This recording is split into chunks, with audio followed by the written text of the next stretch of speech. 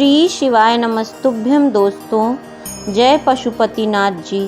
दोस्तों, आप लोगों ने ज़रूर सुना होगा पशुपतिनाथ व्रत के बारे में।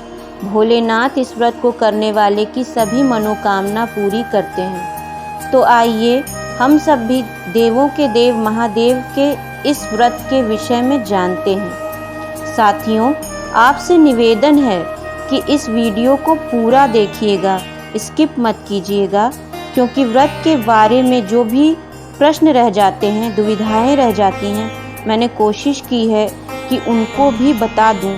तो चलिए वीडियो शुरू करते हैं। यह व्रत 5 सोमवार का होता है। यह व्रत एक ही मंदिर में किया जाता है। 5 व्रत एक ही मंदिर में करने होते हैं। तो सोमवार के दिन सबसे पहले नहाकर भोलेनाथ से, अपने पितरों से, घर के बड़ों से आशीर्वाद लीजिए और फिर भोलेनाथ से मनाइए कि हे भोलेनाथ, मैं आपका ये व्रत करने जा रहा हूँ या करने जा रही हूँ, तो कृपा कीजिएगा कि मेरा यह व्रत पूर्ण हो। क्योंकि हम लोगों में सामर्थ्य नहीं है कि हम उनका व्रत कर सकें। ये उन्हीं का आशीर्वाद है जो हम कर पा रहे हैं। फिर उसके बाद हमें थाली लगा लेनी है। पूजन थाली से ही करना है। तो थाली लेकर मंदिर जानी है। इस थाली में हमको सुबह के समय पूजन का सामान रख लेना है, जैसे जल, पंचामृत, बेलपत्र, शमी पत्र, तुलसी की मंजरी। आपको बता दें कि तुलसी के दल जो हैं, जो तुलसी के पत्ते हैं, वो भोलेनाथ को नहीं चढ़ते। अक्षत, हरी मूंग, काली मिर्च, अबीर, हल्दी, कमल का फूल या कमल गट्टा, या आपके पास दोनों हो तो दोनों रख लीजिएगा। भस्म, चंदन, अष्टगंध, धूप, एक घी का दिया, माचिस, कपूर आदि आदि, जो भी आपके पास पूजन की सामग्री हो, जनेऊ हो, वो सब आप रख कर थाली में ले जाएं। आपके पास जो उपलब्ध हो वो रख कर ले जाएं और शंकर जी का पूजन करें। पूजा का सामान इस तरह से ले जाना है कि थोड़ा सामान शाम के पूजा के लिए भी बच जाए। मंदिर से आकर थाली को सुरक्षित रख देना है। थाली को धुलना नहीं है। शाम के समय वही थाली, उसमें कुछ मीठे का प्रसाद बनाकर घी के 6 दिए रख लेने हैं। 3 दोना रख कर ले जाना है।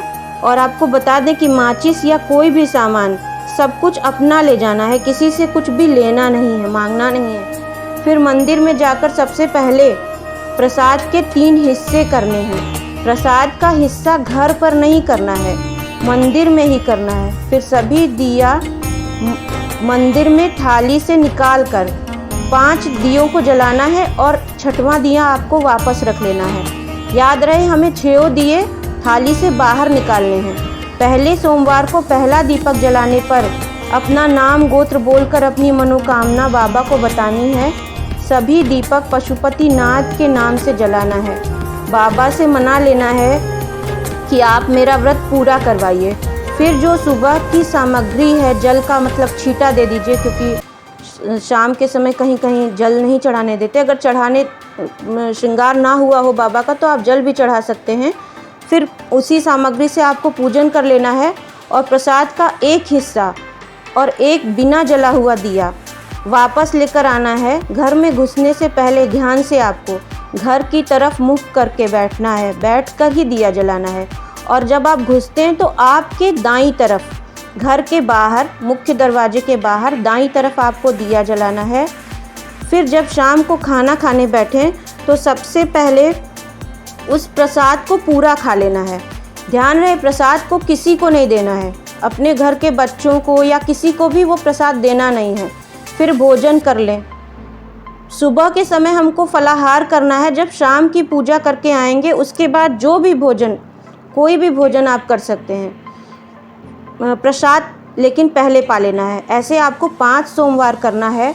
5वें सोमवार को शाम के समय पूजन के बाद 1 नारियल 11 रुपये और कोई भी 108 सामान, जैसे चावल, मूंग या बेलपत्र या फूल या मखाना, कुछ भी 108 सामान बाबा को चढ़ाकर बाबा से बोलना है कि बाबा, आज मेरा व्रत समापन पे है, आज पूर्ण हो रहा है, मेरी मनोकामना पूरी कीजिएगा। और फिर उसी तरह दिया जलाकर घर में घुसना है, प्रसाद खाना है।